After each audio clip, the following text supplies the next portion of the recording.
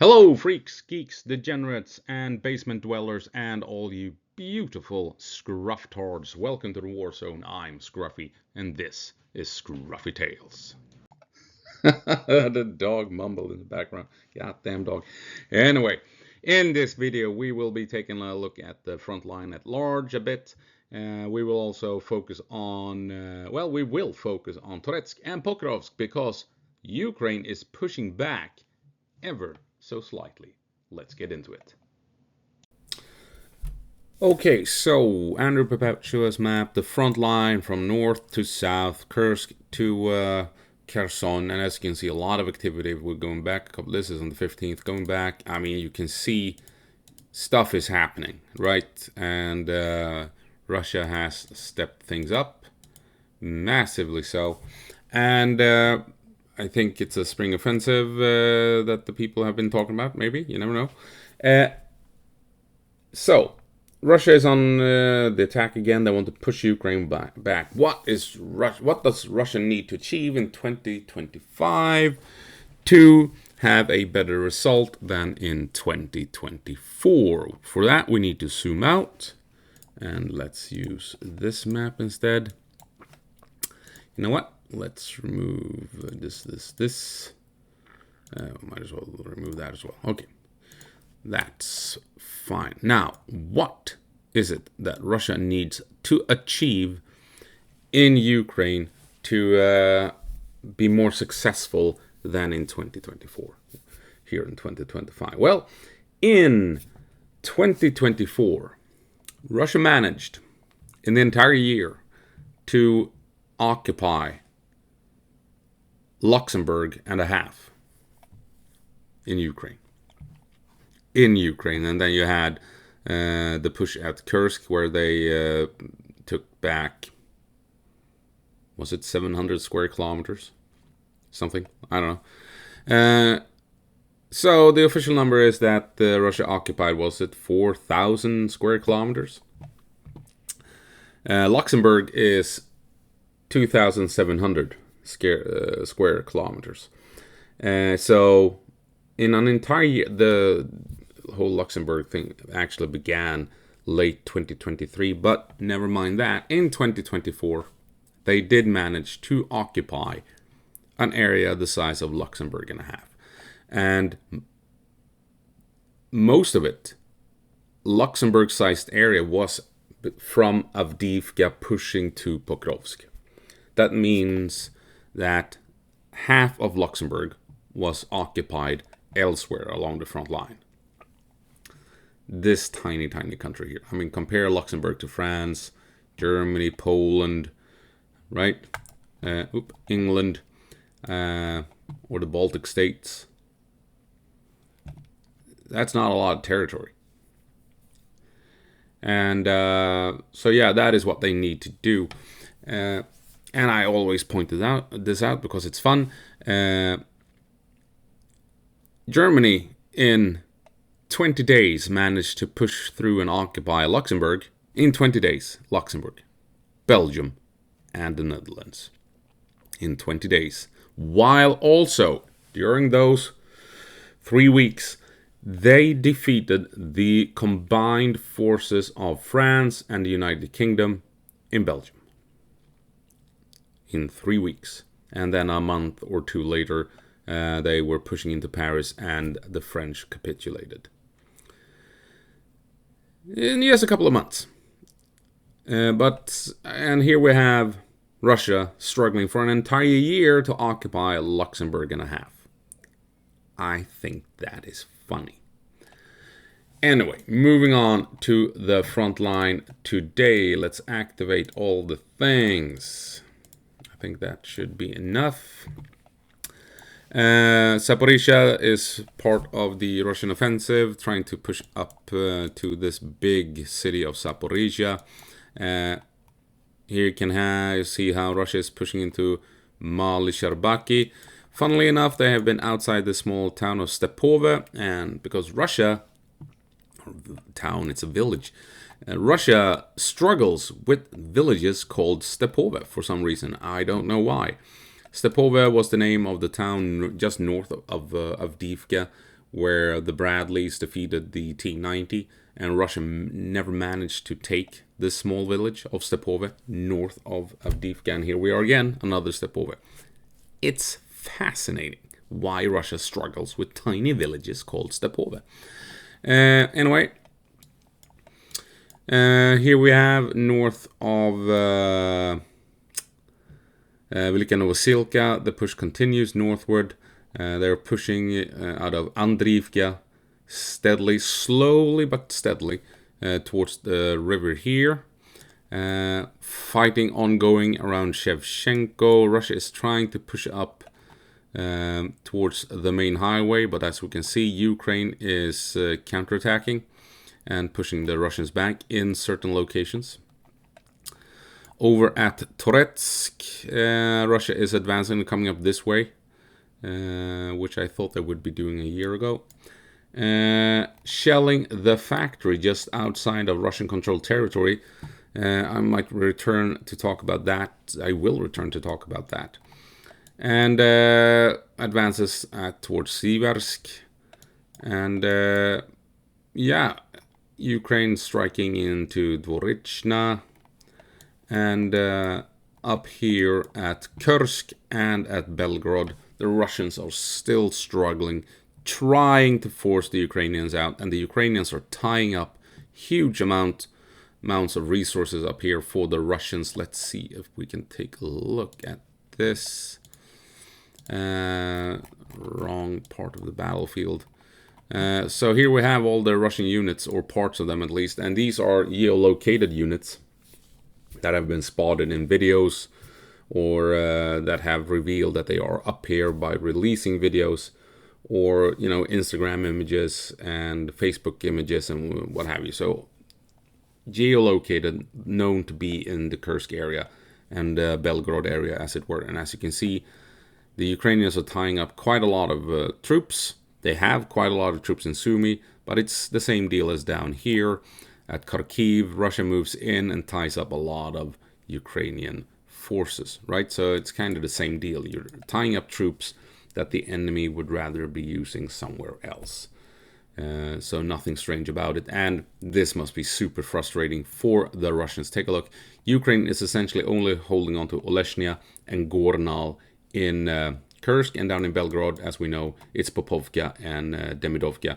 And the Russians, they can't seem to be able to push the Ukrainians out of Russia. And I mean, you can bet your ass that it's a massive demand by Putin at this stage to just finish the job and secure the country. And they're struggling. So obviously this is tying up vast amounts of resources for the Russians, trying to achieve the objective of securing their own border in Kursk and Belgorod. And before moving on, I want to highlight this real quick to my Swedish audience. Apotea, de säljer akutryggsäckar för Ukraina. De har hittills officiellt levererat 750 stycken.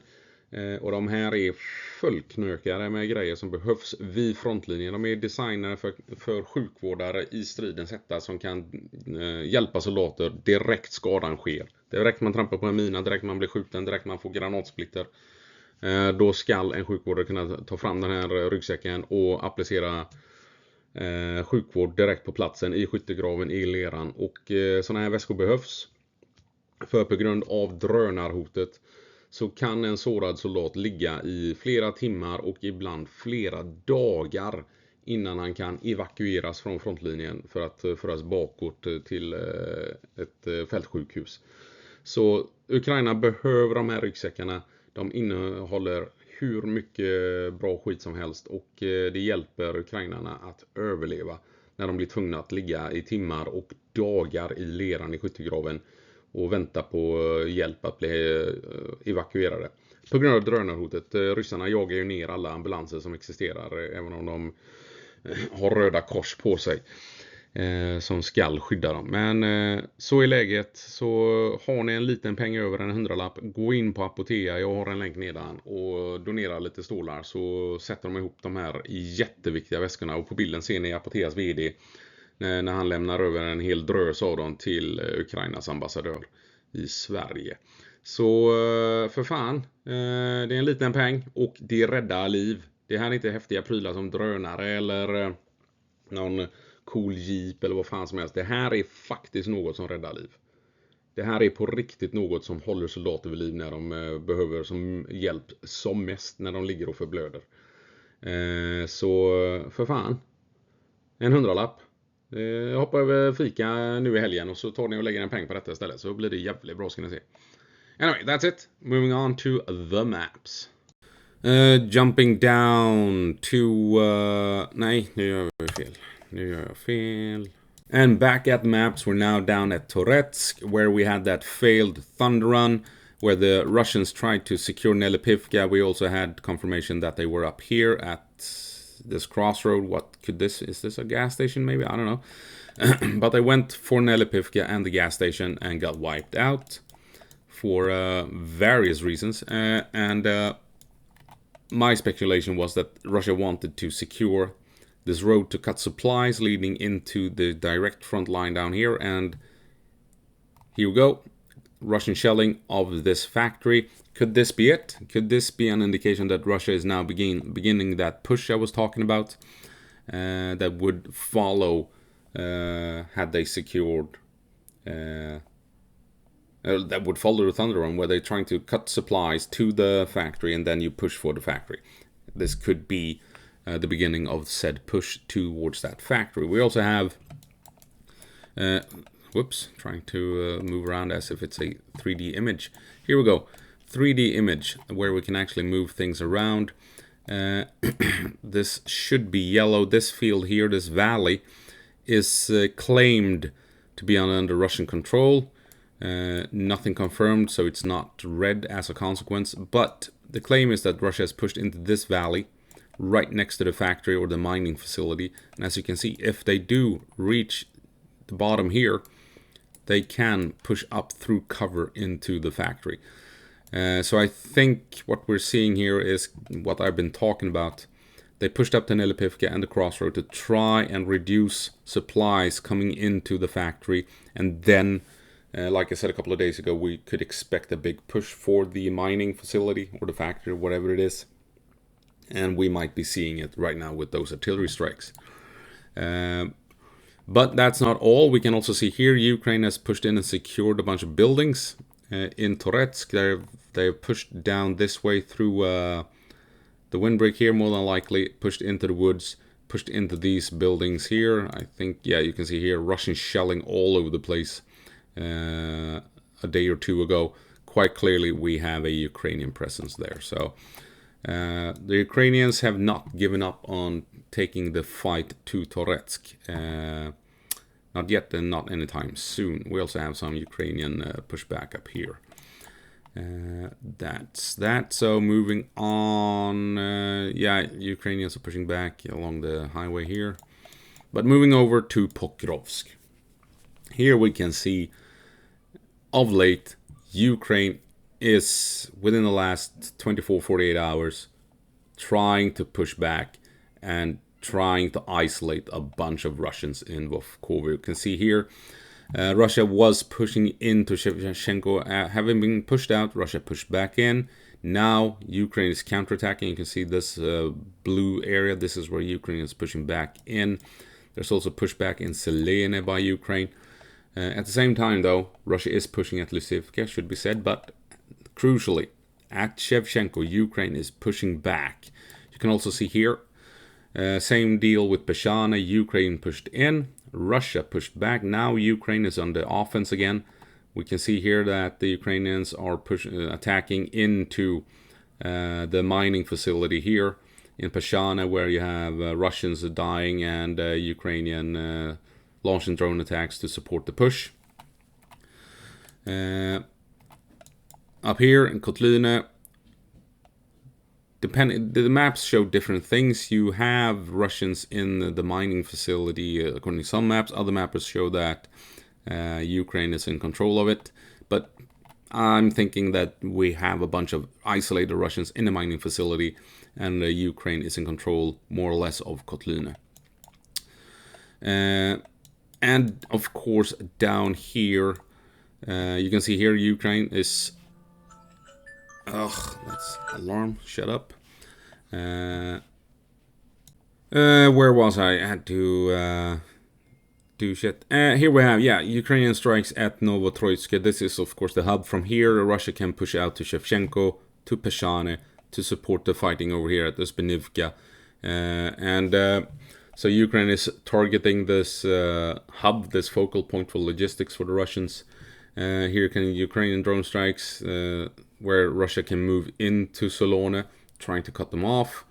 And we've also seen Ukrainian drone strikes in this area here and along the dam. This, I've talked about this ad nauseum. This is where Russia can get across the waterways here safely. Ukraine is hunting them down in this open space here, where the Russians can try and move towards Solone. And they have been striking Russians up around here as well, where they leave the cover of the woods to come out onto open ground here along the road. And we've seen multiple updates of Russians being slaughtered in this open space between Vovkova as they're trying to rush across the fields to reach the safety of this small valley. Because that is the logistical route for the Russians. They're coming from Novotroitsk, cross the dam, and move up here, try and reach Vovkova, and from here they have to run the gauntlet to get into this valley here. And from here they can then move on to Kotlina and Udachne and elsewhere. So Ukraine trying to push into Shevchenko, and if they do that, they are at a good position to push on towards the dam. Same with Peshane. If they push in here, they can push towards the dam.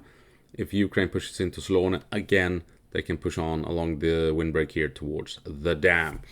So this is why Russia is currently fighting like hell to secure these small settlements, to keep the Ukrainians away from the dam. Meanwhile, this of course takes a toll on the Russian efforts up around Kotlina and Udachne, and Ukraine is slowly pushing the Russians back bit by bit. So yeah, that's Vovkova, Pokrovsk, Toretsk. And before moving on, the Ukrainian army made a kind of cool video where they tested the M2 Bradley and put it up against the Swedish CV-90 infantry fighting vehicles to compare which is the best in the world, or which is the best one in use down in Ukraine. And I kind of made a reaction video to it, and oh boy, do I have things to say. So if you want to listen to me rant and bitch about infantry fighting vehicles, click the link down below if I remember to add it to the description. Anyway, that's it. So yeah, take a look at that. The video itself made by the Ukrainians is kind of cool, and but I have thoughts. Before we finish the video, I want to talk a bit about Pokrovsk.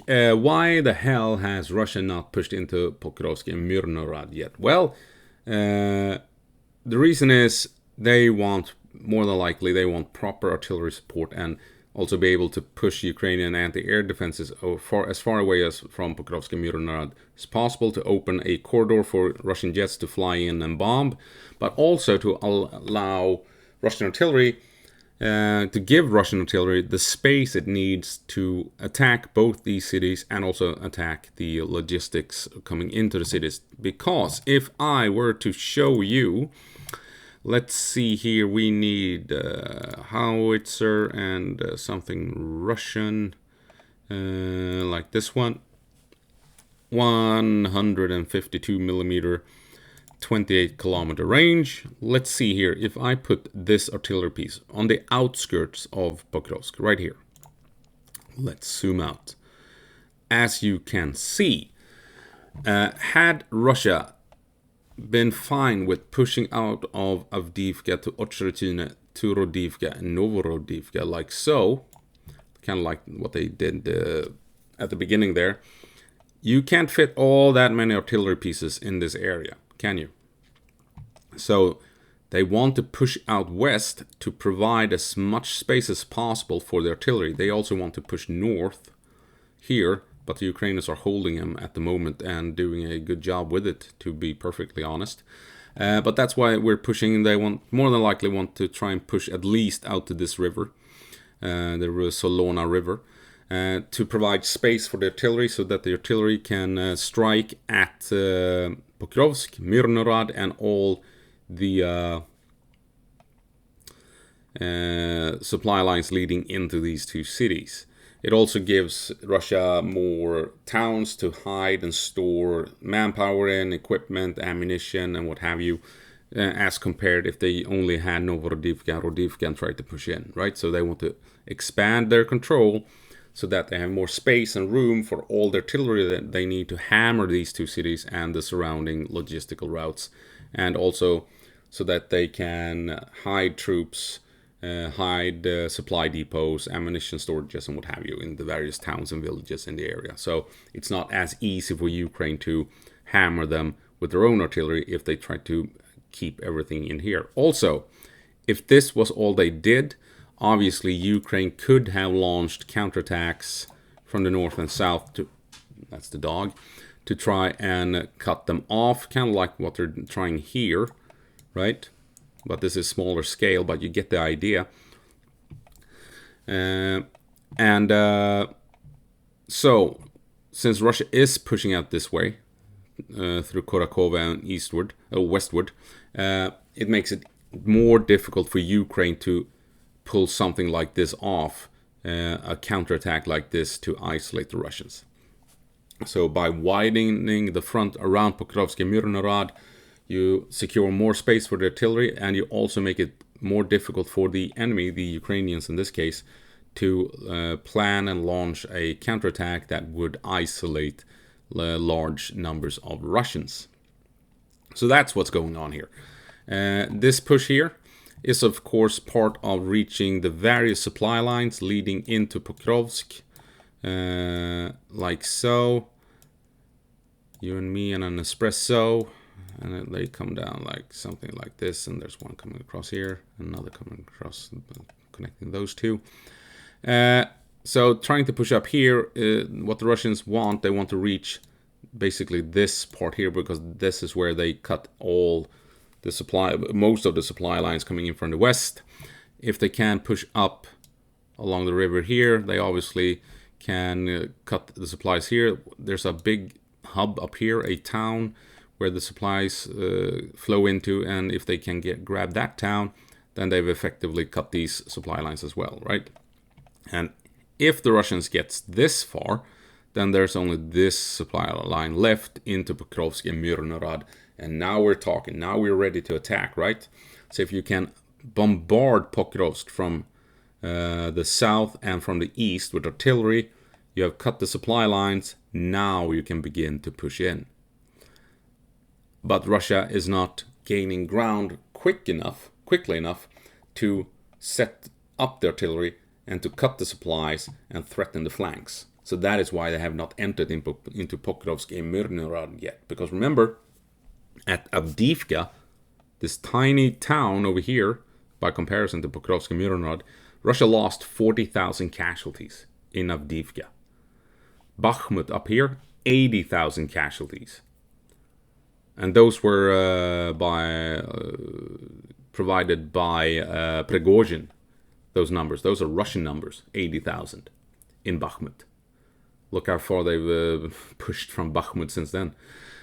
So we know that when Russia tries to push into these heavily defended Ukrainian urban areas, it's disastrous.